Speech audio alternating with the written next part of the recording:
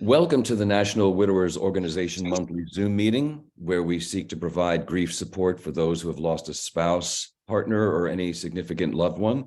The NWO is a nonprofit group bringing men together in grief. Our organization is led by experts in loss, many of whom are widowers and others who have grieved significant deaths. The NWO offers free of charge resources, including articles, blogs, books, peer-to-peer support, and more to help men during this very difficult time and beyond. As men, we don't have to go through loss alone, whether it be the loss of a spouse, a child, parents, friend, or siblings. I'm NWO board member Ken Levy. Our topic tonight is suddenly single parenting. Facing parenting alone can feel completely disorienting after the death of a wife or partner. It's overwhelming to be immersed in grief as you also try to figure out how to provide what your kids need to function day to day. Tonight's program will look at what it's like for grieving men to learn how to parent differently after a parent dies and provide suggestions on how to navigate this extremely challenging process. The workshop tonight will conclude with 15 minutes of Q&As, where all are encouraged to post questions or issues or insights to our two panelists. Tonight's participants are life experience contributor, Adam Larson. Adam is a father and technology professional. He serves as a board member on the NWO. Adam had to walk the path of intense grief when his wife died. He navigated the tricky path of single parenthood while balancing a career and trying to help others. Our educator tonight is Greg Adams. Greg is program coordinator for the Center for Good Mourning and staff bereavement support at Arkansas Children's Hospital. Here now is NWO board member Adam Larson. Thanks so much, Ken, for that great introduction, and I'm so happy to be here with everyone tonight. It is very exciting to be a part of this webinar and to be able to speak with everybody.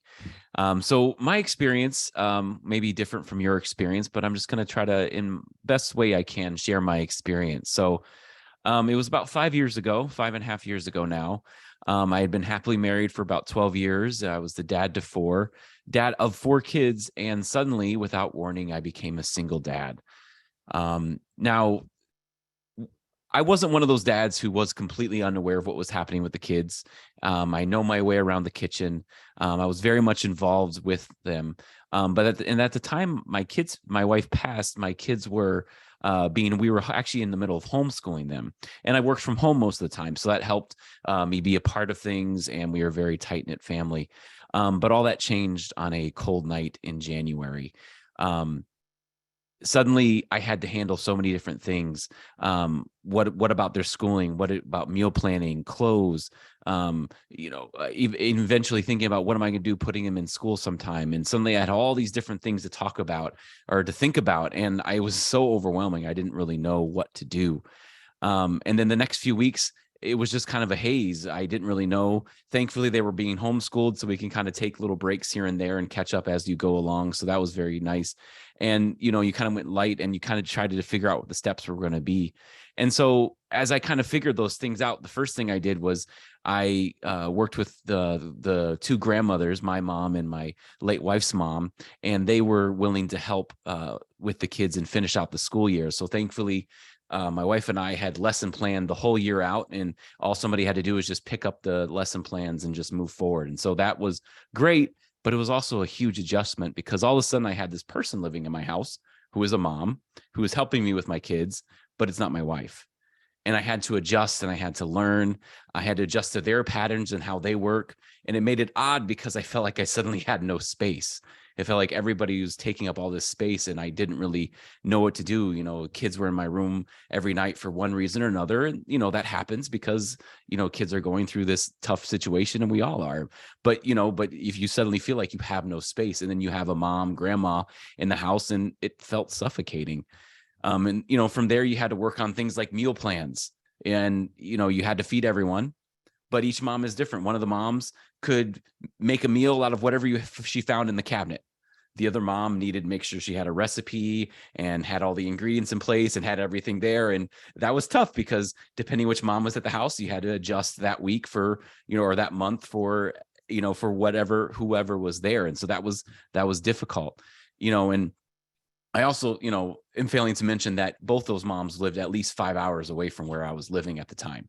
So they were spending a month with me. So I had to go meet meet them halfway, and then take them back up to where we were living, so once they were there, they were there.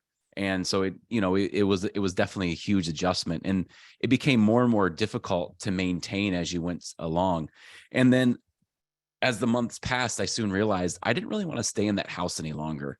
And, everybody deals with grief differently, but for me, I didn't want to stay in the same house that I built with my wife, and be in that room where she passed all the time, and have to eat meals there and be in there. It just became harder and harder for me to stay there.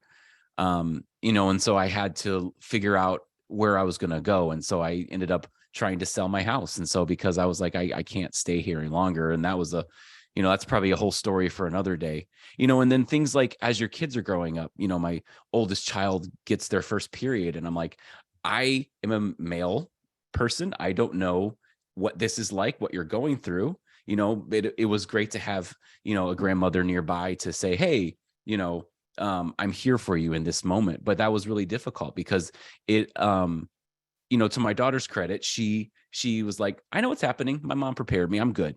So it was amazing to see her growing up in that way, but also sad because, my wife didn't get the opportunity to share that moment with her, and I had to come to terms with that fact that there would be many more of those moments in the future. And so I had to kind of learn about that as I was going along. So then, as I decided to sell my house and make things even more crazy, but I wanted to be closer to my family. I wanted to be closer to my job, so I didn't have to travel so far to get to the office when I needed to go there. And so it was a welcome change for us. And I think we needed our own space. And I truly needed to really figure out what it meant to be a single dad. And so with my own space and with my kids, I was finally able to start to figure that out, because I feel like I wasn't really a single parent yet. I still had people in the house. I still had other adults in the house. And so finally, it was probably about 6 months after all that happened. I don't know why I did that. When I think about it now, I'm like, that's crazy to have your spouse pass and then 6 months later move your whole family to a new location and do all these crazy changes. But grief makes us do crazy things sometimes. But one of the things that kind of helped me greatly as I was going through this process is I started to find other single parents I could connect with. I found other people to give me pointers to say, hey, this is what I've learned along the way. And most of those single parents were women, because I didn't really know any single dads out there, except for the one who I had met through the widower to widower network through the National Widowers Organization. So I was able to do that through there. But other than that, I didn't really know any other single dads. And so I knew a few single moms, and I started asking them lots of questions, and they gave me lots of advice and lots of pointers on what they had to do, just daily navigation things about running your household, because now I'm suddenly having to be mom and dad. And that happened as soon as she passed. I suddenly had to be the nurturer, right? And you had to do those things. But, now you have a new place to live, and you have to it becomes more different. So you had to keep your house in order, cleaning, cooking, learning how to do things like register kids for school, endless emails you receive from school. Anybody who's had kids in school, you receive like 1,000 emails from the school, and you're like, what are all these? But, then all the forms, and then doctor's appointments and dentist appointments. And it just seems like it kept going and going and going and going. And I think I just got more and more overwhelmed as it went along, because, I was managing it, but I think internally I was kind of suffering greatly. And to kind of help with that, as I started to go on hikes actually on Sunday mornings. The kids were old enough to watch themselves, and thankfully they all know how to make breakfast for themselves, and so they're self-sufficient in that way. So I was comfortable with leaving at 7 a.m. and just being gone for 3, 4, 5 hours and just hike. And it was my time of peace and quiet, and just to be. And I think I didn't really realize how much I needed it until I started doing it. And then I was like, I need to do this more often, because I didn't realize that I needed peace and quiet for myself. It was something that I didn't recognize that I needed. And it it was really helpful. I love those times, and I learned that once the kids were in bed, that was also my time. I could just be alone. I could watch a movie. I could have quiet. I could sit out on the porch. I could just, play my guitar, or I could just, play on the keyboard or something, or work on a song, or whatever I needed to do. I could do all those things. But if I didn't give myself that space, I found that I was having trouble continuing during the day because I was becoming more and more burnt out. So all of those things, I started to do the hikes. I started to make sure I was having more quality time by myself in the evenings to make sure that I was functioning better so that I could be there for my kids. So between the advice from the single parents that I knew, I was starting to figure out how to run my house in my own way. And I think having that space from the grandmothers and the moms, as good intentions as that was, it was helpful for me to kind of have my own space to kind of figure out how to do this. And so as I was doing that, I had to learn to give my kids, more chores, to spread the workload, to say, hey, let's not overwhelm myself with doing everything around the house. Let's make sure everybody has things to do. And so we learn to work together as a unit, and it's funny, everybody will probably laugh at this, but, we had lived in the house for over 6 months before I even realized that we had a dishwasher. It was sitting right there next to the sink. I just didn't think to use it. And one of my single parent friends was like, why aren't you using the dishwasher? I'm like, oh, well, I guess just to go buy some dishwasher soap. And then I went to go buy some. And then suddenly the dishes after dinner didn't take so long because we were utilizing the dishwasher. But it was things like that I just didn't think to do because it was there, but it just didn't register in my brain. So by scheduling chores and getting a routine going, suddenly we started to find our way kind of as a family. And it was kind of beautiful to watch, and then then after we had moved in, we had the summer, and then I had to register the kids for school. And that was a whole nother, new world for me because we had always homeschooled the kids since they were little. And so all of a sudden I'm getting them registered in a school and having to communicate with them. And we started with a smaller private school thinking that would be an easier transition for them. But come to find out, it wasn't the greatest school for them, and so we had to kind of work through that for that year. And then the next year I sent them to public school. And then suddenly it became, you have 3 different bus times and 3 different schools and 4 different separate communications for each of the schools, immunizations and physicals and school counselors and so many new people to talk to. Became a whole new world of overwhelmingness. But I think the things I had been doing, like learning to take hikes and take breaks and learning to focus on myself during those moments, allowed me to have the space to be able to share and help and be present for my kids, because I think you have to keep pressing on no matter what, because your kids are always there. And I think what I did was I kept throwing myself into, instead of throwing myself into some debilitating vice that can happen at times, I threw myself into my kids and making sure that they were taken care of. And then I had to learn to also take care of myself too. It took myself to therapy. I wanted to make sure I was dealing with my grief so that I could be present with them during their grief, and I feel like I've been kind of painting a nice picture, but there were so many sleepless nights and bouts of depression and tears as we deal with all these different issues. And as I watched my kids express their grief in so many different ways and had to be present with them in those moments. And I had to learn to be more loving and affectionate than I was. I had to learn to be present. I could never be mom, but I could try to nurture and love them as best I can.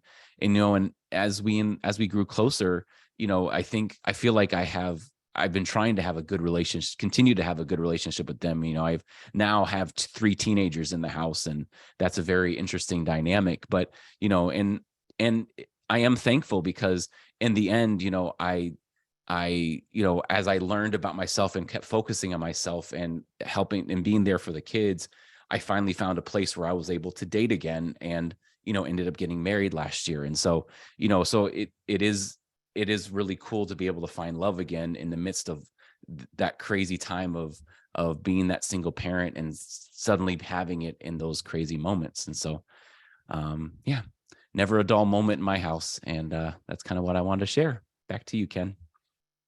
All right. Thanks a lot, Adam.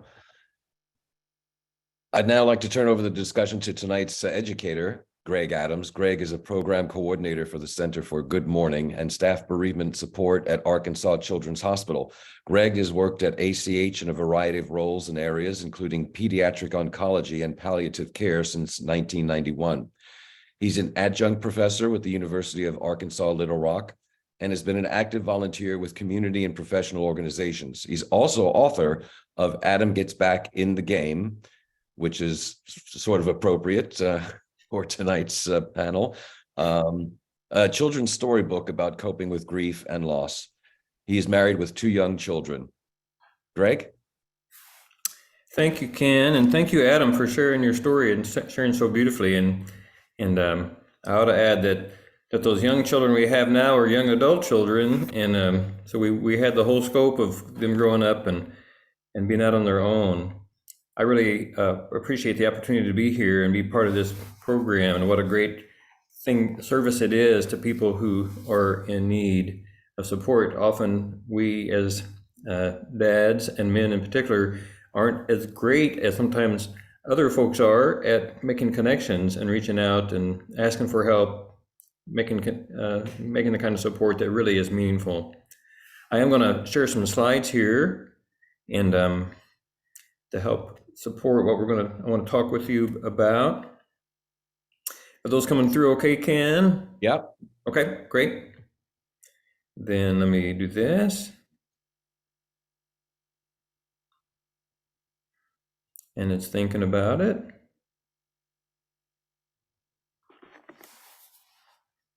So while it's thinking about it, I'll tell you that, so what I do, I'm a social worker at the Arkansas Children's Hospital, and I work with a grief support and outreach program.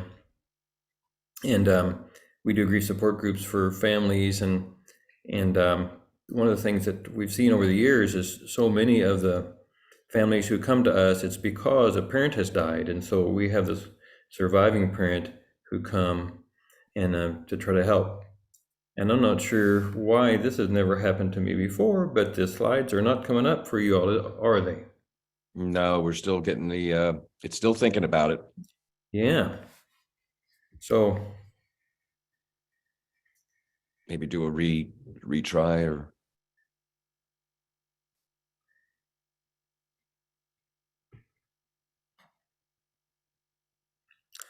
Well, we're going to have to go. I don't want to. We only have limited time, and so while it's working on it, we're going to see if we can do it a different way here. I'm going to try it one more time. If it doesn't go, then we're going to go a different way. That's the first time for me for that to happen. The beauty of live Zoom presentations. There you go. There you go.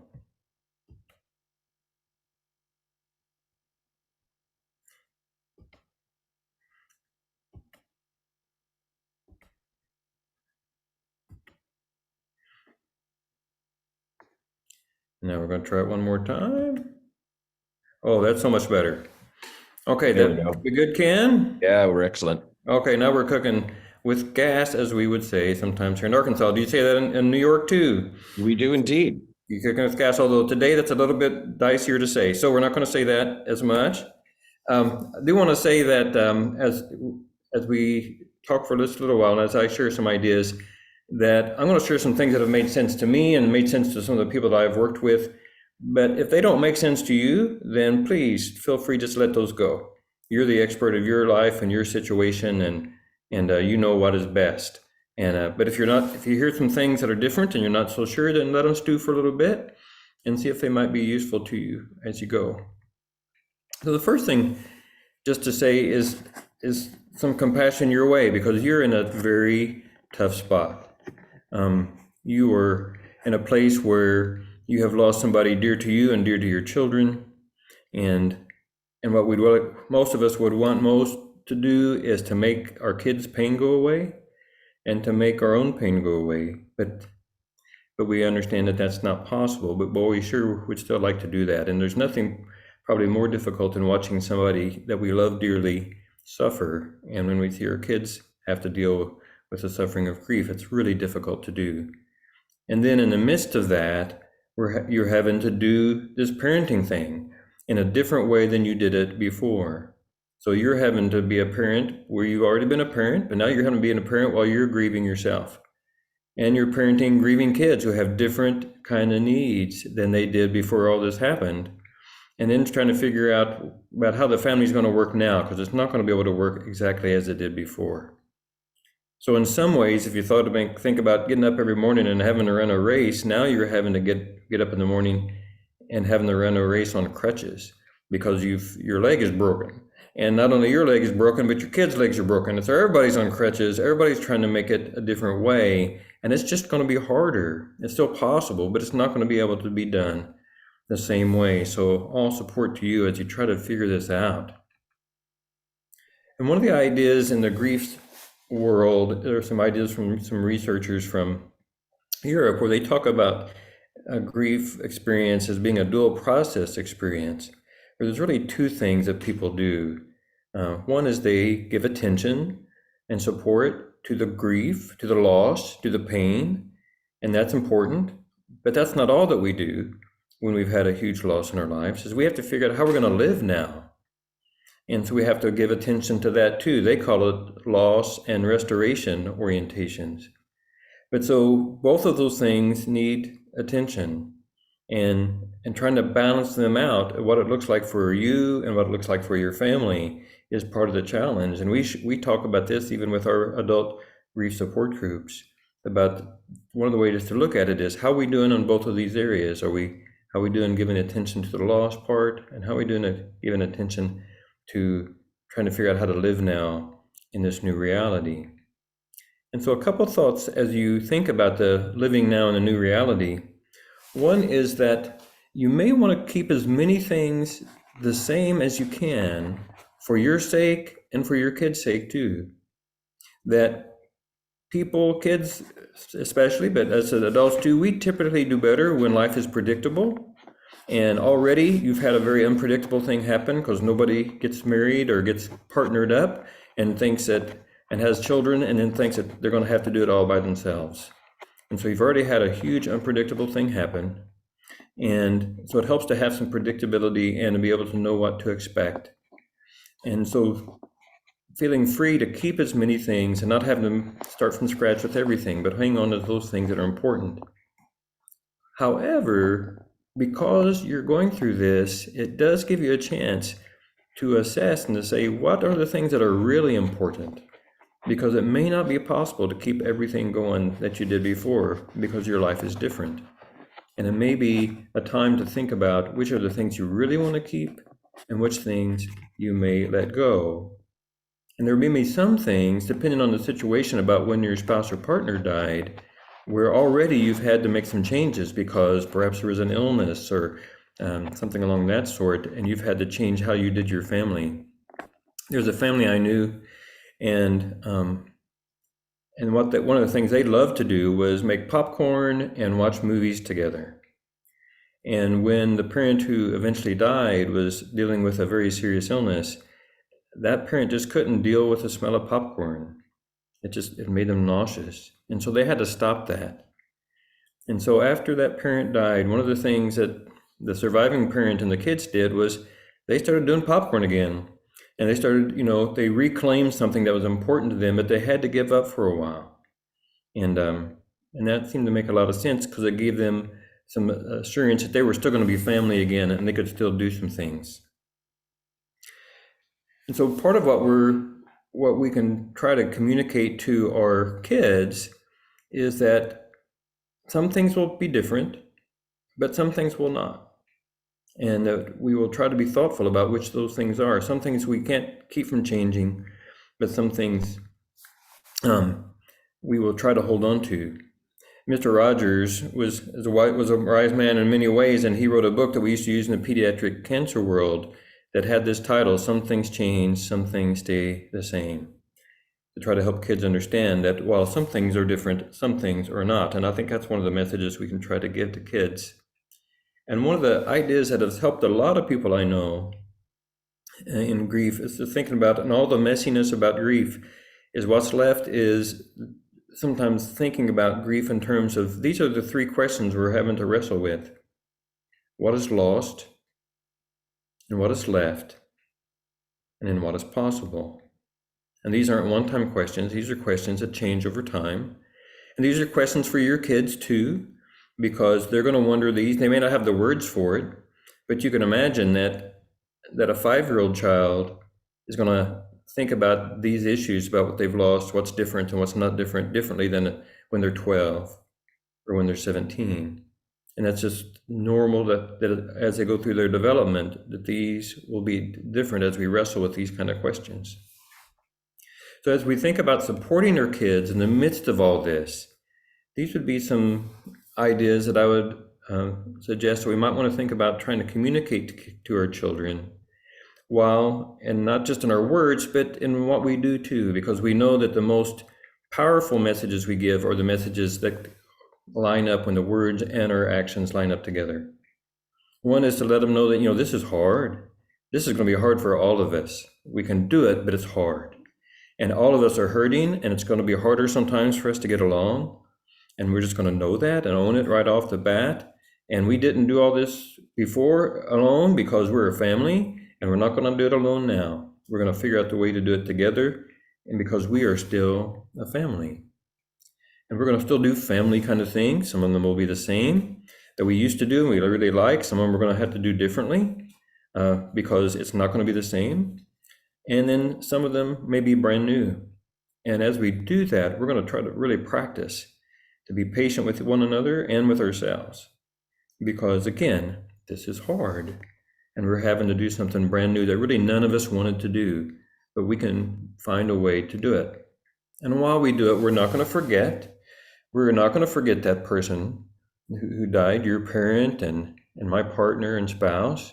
We're going to remember them. And we're going to talk about them, and we're going to remember what we went through, and we're going to talk about them. And this is your chance as a parent to model what it's like to talk about somebody in even small ways that can help your kids, to say, we can talk about it, and it doesn't have to be a big deal. We can say things like, man, I think your mom would have really loved this time of year. She'd love to see it when the flowers started coming out and the trees started, budding, or maybe after a concert or a sporting event, we could say something like, well, I was sure missing him tonight, and he would have been so proud of you.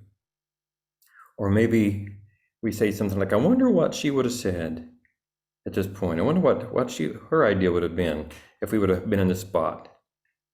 And then we will tell them too that we're going to get help, because sometimes we're going to need help, and that might be homework help, that might be getting you to school, or activities help, that might be getting the laundry done, that might be getting some help to talking about this kind of stuff, but we're going to need, we don't have to do this all by ourselves. We can get some help, and we're going to figure out a way to go forward while continuing to remember. And you as parents, you are the parent, but although you are the parent, what we know is that kids do better when they have some control over their lives, just like us as adults. When we have some amount of choice, it can actually take our anxiety down. And one of the ways to think about parenting is that we're managing choices, right? So for that 3-year-old, we might be saying, do you want to wear the green shirt or the red shirt today? We're not saying, do you want to wear anything that's in your closet? We're going to give them some limited choices because that's what they're old enough to handle. And then as they get older, they're going to get more and more choices. And part of what our job is as parents is giving them the appropriate amount of choices. Not too few, because then they're not learning to grow and become independent and responsible like we want them to, but not so many choices that they're not ready for them, and they may end up getting themselves into trouble. And of course, that's a continual moving target, because we're wanting to get them to the place where they don't need us to make choices anymore, that we work ourselves out of a job. I remember my wife was really brilliant with this. When our kids were younger, for instance, we might say, do you want to finish watching this show and then take your bath, or you want to take your bath and then watch this show? So the choice was not, do you want a bath? The choice was, when do you want it? And then my wife would say, and what color would you like the bath water to be? And she'd put food coloring in the bath water. And so it could be green or blue or purple. We never made yellow bath water, as you might guess. That was not a good idea. But again, it gave a sense of choice. And so while you're figuring out how to do your family differently, even your younger children may have an idea about, how can we do this? What would it look like? And having them have a chance to have some say can really be helpful. They have some more control over their lives, and you can demonstrate that your faith and trust in them too. And the caution is that we just don't give them too much, so that we expect them to take on adult responsibilities. The last couple thoughts. One is that part of what we want to do, and a lot of parents want to do this, and adults, they say, I want to be strong. I got to be strong for my family. And the problem is that sometimes we think about what strong means not feeling things. I'm going to go through and just not feel. And that's what being strong is. But I would suggest to you that that's not really being as strong as is possible. The strongest people I know feel what there is to feel, and then they do what needs to be done. And so they can do both of those things. And it's not at a strong place to say, I can't feel anything. It's people who can feel it. And a woman named Joan Halifax said it to me in a really beautiful way. She said, what we're hoping for is we want to have a strong back and a soft front. That soft front lets us feel and connect to people, but we're supported by that strong back.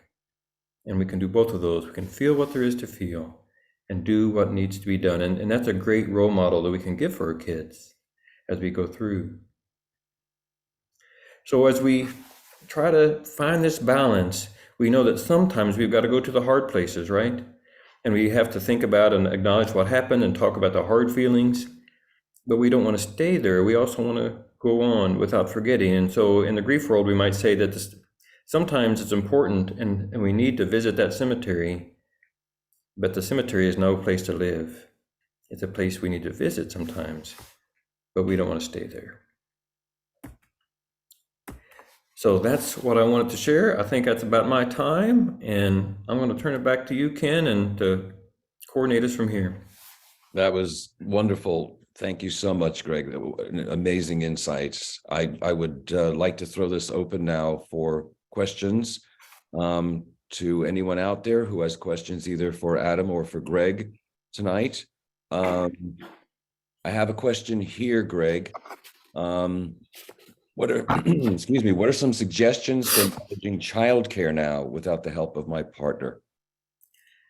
Yeah, that's a great, very practical question, and sounds like, Adam, that you really had a lot of real life experiences with that. So you may want to add in too. But this sounds like one of those situations where something's going to have to be different, right? Because the way you managed childcare before, there were two, and there's no way in the world that you can manage it the same when there is one, which means that something has to give. And part of the things may have to give is that idea that we as responsible parents, sometimes we want to do it all. We want to handle everything. I don't want to fail my kids and I want to do everything, but that's not a fair expectation for us. And so something will have to give. And this is one of those places where, even though it can feel like a cliche sometimes, that it does really take a village to do it well. And as Adam shared, sometimes it's those grandparents who are helpful. Sometimes it's those friends. Sometimes it's those fellow parent or other adult friends. And we might be doing them a favor in some sense, because so many times we have people who love us and care for us, and they say, how can I help? I would love to help. And if we can give them a practical way to help, to say, I need some help on an afternoon after school or on a weekend. And we're actually helping them, because we're giving them a way to give us care, and we're helping ourselves too. And sometimes some parents are great at this. They collaborate all the time, and they say, hey, could you take care of watch my kids and take care of my kids on this day or this time, and then let me know and I will return that favor. And people can support one another back and forth. And when we think about it, what a great experience for kids to know that they have a greater circle of people who care for them and to go to, because most of us remember growing up too that it was good to have, even if our parents loved us and cared for us, it was great to have other adults in our life that we also knew cared for us, because sometimes we needed more people to talk to or to lean on, and we can provide them that by making that circle bigger. Mm-hmm.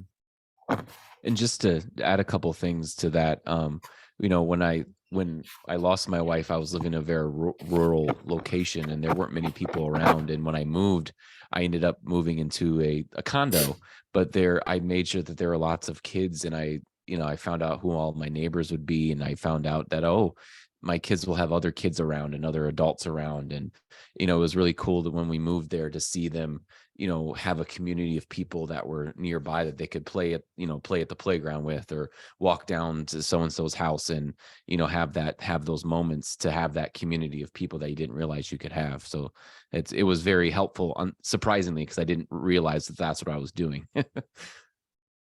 Yeah. We have a question for Adam. Somebody wrote in saying, it was wondering how supportive or non-supportive your children were when you started dating and proceeded to getting remarried. Were there any effective strategies you employed to engender their support? They were teenagers when I started, and so my older ones were making fun of me. They were having a grand old time laughing at me, and but I think the most thing was I was honest with them what I was doing, and I was kind of open about, hey, this is what I'm starting to do. And when I would go on dates, I would let them know that's what I was doing. And but I made sure that I wasn't going to, but I didn't want to bring somebody in my life or have them meet them that I wasn't sure that, hey, this isn't really the person I want to go further with. And so what I tried to do was, and I didn't go on a ton of dates just because I was very selective, because I was like, I've done this before. And it's been, over 20 years since I dated somebody. So I need to take this I had to take it very cautiously, because when you go on the free dating websites and things like that, it was kind of like a overwhelming, when you first put your profile in, the first thing to give you is a bunch of 20-year-olds, and you're like, ha, yeah, right. That's not happening. And I wanted somebody who knew about children and was, knew it could be a mother and maybe even had a kid of their own. And so that's kind of where I was looking. And so I took my time. And then, I ended up, when I found somebody, I was like, hey, kids, you want to meet them? And they met her. And it was funny. The kids were the ones asking me, so, so are you going to ask her out again? And then when we told them that we were getting married, they were like, finally, you tell us. We knew this was happening. So I involved them as much as I could, especially since they were older, to make sure that they felt comfortable with her. There you go. Question for Greg. My wife died, and I've been looking away when my 8-year-old misbehaves because I feel bad about what she's going through. Her behavior has gotten worse. What do you suggest? Yeah, thank you. Thank you. And that, really want to support your compassion for your 8-year-old, because what a tough time, and you're not wanting to make it any harder on them than it already is. And that makes a lot of sense. And sometimes I think we as parents, sometimes we don't want to deal with some of that misbehavior or acting out because we're not sure what to do. And so we feel we're not sure if we have the capacity to handle it too. But I think that it may be good to step back a second and to think about, what it is that when we provide discipline and supportive expectations for kids, what that does. And I would suggest that, discipline really is teaching. And it's not punishing. It's really teaching kids how to handle life and how to help make good decisions. And kids still need that kind of teaching and supportive expectations, even when they're grieving. It can even help them, because that's one of those things that can be the same. If this is what we expected for them before, to know that this is still the same, it can help them feel less anxious in the long run. And let them know that we are still going to be family and going to hang on to some of those things. So one thing would be to try to reframe that idea, to say that actually the kinder thing to kids would be to help them to handle those things when it happens and not avoid them. The other piece, of course, is what the insight is for that question, is that it may be that this child is acting out some stuff that's on the inside, that's some distress on the inside. And actually the word acting out is, I think, a great term, because it suggests that something's coming out not in words, but there's something important that's inside. And so we may need to try to help them, identify some of that, or help them find ways to take some of that distress, which might be grief distress, and find some positive ways to go with it. And talking about the person, and doing some memory making, and getting support for them, Sometimes they can talk to us, sometimes they can't because it just feels like there's too much pain in between us, and we need somebody a little bit further away. That's where support groups can come in handy. There are some great activity books to use with kids and storybooks to use with kids. But if we try that, if we try to do what we can to support that distress that they have inside and give them some space for that, and if we try to let them know that, even though they're hurting, we're still gonna need to continue to act our age and try to continue to learn. And if that's not working, then we might have to reach out for some extra help and get some extra help, counseling help. Just like if they were sick, we would, and what we tried didn't work, we're going to go to the doctor. If their heart's hurting and their head's hurting and what we try is not working well enough, we're going to get some extra help for that too. Thank you, Greg. Anniversaries and holidays are always tough, especially in the first year, and it's a bit different in the second year. Arguably, I've been hearing from not only my own experience, but from others, that sometimes the second year could actually be worse. But have a big day coming up in May is Mother's Day. Actually, Mother's Day is in next month in the UK, if we have anybody here from the UK listening. So we have Chris writing in how to do with Mother's Day coming up, how to help the kids deal with grief on such a day that we commemorate our moms, and it's a special day for mom. Yeah. Well, also there's a couple ideas, and Adam has had to deal with this, so you may have some others to throw out, Adam. But I would suggest some of the things that we talked about already, that there may be two things that needed to happen that day. One is to go with it and find a way to honor and remember that mom, and to not ignore that. And then another is there a way that we can make the day as enjoyable and do something special as possible? And I think for both of those things, it'd be a great opportunity to involve the kids and help them brainstorm that. What could we do this year that would really honor and remember your mom?